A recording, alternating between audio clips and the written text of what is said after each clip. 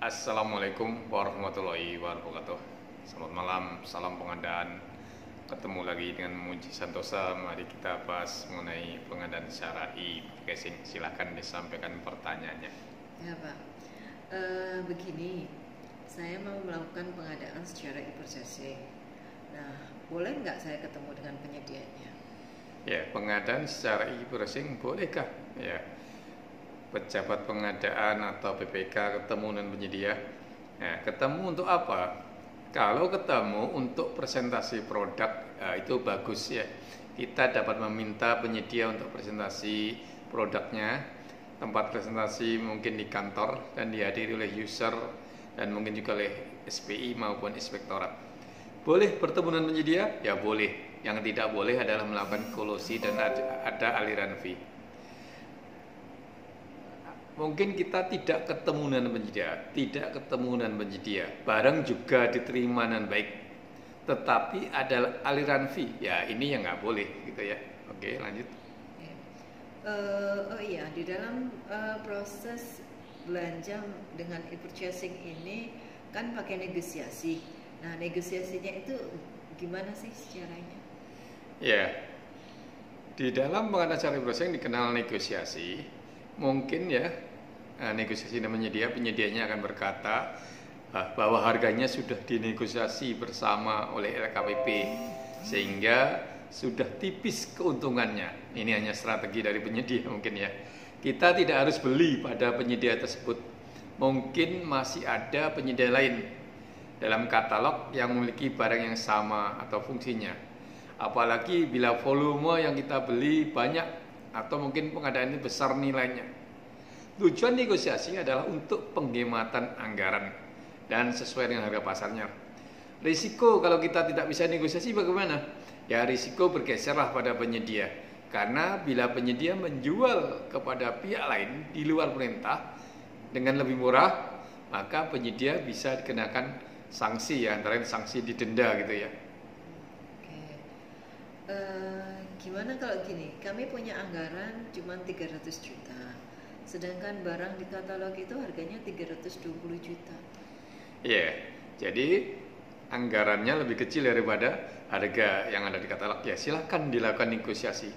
Apalagi kalau beli banyak volumenya, mudah-mudahan bisa tercapai yang Anda beli tadi. Kalau satu akun bisa nggak dengan banyak surat pesanan dan e-purchasing ini? Ya, baik untuk e-purchasing atau bukan e-purchasing, satu akun bisa untuk banyak kontrak, Jadi bisa untuk banyak surat pesanan. Ya, kalau dalam e-purchasing itulah namanya surat pesanan. Ya, di luar e-purchasing namanya kontrak ya, atau surat perjanjian. Oh ya, harga yang ada di katalog itu apakah sudah termasuk semua biaya seluruhnya, termasuk PPN? Ya, harusnya sudah seluruhnya. Namun agar dipastikan kembali pengertian seluruhnya yang disampaikan oleh penyedia. Apakah sampai barang bisa digunakan atau hanya dalam kardus saja? Ataukah harus beli barang lain untuk bisa digunakan? Masih ada tambahan barang-barang yang lain untuk bisa berfungsi. Diperlukan enggak garansi atau pelatihan? Ya. Bagaimana biaya kirim dan sebagainya? Ini perlu diklarifikasi kepada penyedianya. Nah, untuk pembayaran nih Pak, apakah perlu kualifikasi penyedia seperti izin usaha dan lain sebagainya begitu? Ya, kualifikasi penyedia seperti itu sudah dilakukan oleh LKPP. Ya, tentunya sudah tersaring, maka dia bisa tertayang di katalognya LKPP. Jadi untuk pembayaran cukup surat pesanan, ya, atau kontrak tadi ya, BAST, berita acara serah terima, dan kwitansi. Tipis jadi dokumennya. Yang penting dokumen tadi akuntabel, bukan dokumen tebel gitu ya. Kalau spek dalam e-purchasing ini gimana Pak? Ya, yang bisa menimbulkan masalah kalau spek ya tidak berfungsi. Jadi kalau barang tersebut seperti mesin, alat kesehatan, alat pengolah data, kendaraan dan sebagainya, kita harus memastikan barang tadi sampai berfungsi bagaimana speknya ya. Apakah spek tadi sudah memenuhi atau masih ada tambahan-tambahan barang yang lain. Kemudian dalam serah terima, apakah jumlahnya sesuai volumenya. Berikutnya mutu atau spek, sudah spek nggak seperti spek yang dipesan kemarin. Jangan-jangan nanti yang ngirim dengan yang melakukan transaksi dengan kita berbeda. Ya ini perlu dipastikan kembali untuk saling mengecek lah gitu ya. Apakah surat pesanan atau kontrak e-purchasing itu bisa diedit? Misalkan mau ditambahin klausul apa gitu. Ya, surat pesanan atau kontrak ya dalam proses e-purchasing ini ya dapat diedit untuk kebutuhan kontrak yang baik. Misalkan mendetailkan waktu-waktu pengiriman atau tahapan persentase barang yang harus dikirim, harus sampai tanggal sekian gitu ya, bisa ditambahkan. Terus kalau kita tanda tangan kontrak itu perlu ketemu nggak sih? Ya, tanda tangan kontrak surat pesanan ini tidak perlu ketemu. Ketika kita sudah sepakat dalam aplikasi, sudah deal dalam aplikasi itu sudah bersifat seperti kontrak.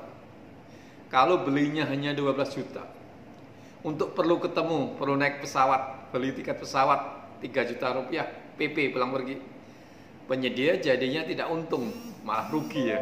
Nah. Banyak yang terjadi di lapangan itu bahwa ternyata barang yang sama di luar itu harganya lebih murah daripada kalau di katalog. Nah, gimana kalau yang kayak gini? Barang di luar katalog ya lebih murah. Ya, kalau dalam kriteria yang sama, yaitu sama spek, sama volume, ternyata lebih murah, ya maka boleh saja beli di luar katalog. Melalui kalau di bawah 200 juta pengadaan langsung atau di atas 200 juta melalui tender. Negara kan tidak rugi seperti ini, silahkan aja ya. Terus pembayaran e-purchasing ini bagaimana? Apakah kita bayar dulu baru barang datang atau nunggu barang datang dulu baru kita bayar? Pembayaran untuk e-purchasing untuk saat ini mekanismenya kita bukan bayar dulu, tapi kita datang barangnya, diterima sesuai barangnya, sesuai mutu volume, ya lalu dibayar. Bahkan pembayarannya dipotong PPN dan PPh. Oke, kalau begini, harga sudah wajar nih, barang sudah diterima dengan baik dan berfungsi, boleh nggak kita terima fee? Ya, jadi barangnya harganya wajar, barang terima dengan baik dan barang berfungsi. Nah, bolehkah terima fee? Ya tidak boleh, ini namanya korupsi. Ya inilah dengan kemudahan katalog e-purchasing para pihak agar menegakkan integritas. Demikian, semoga memudahkan proses-proses pengadaan kita. Semoga bermanfaat. Salam pengadaan.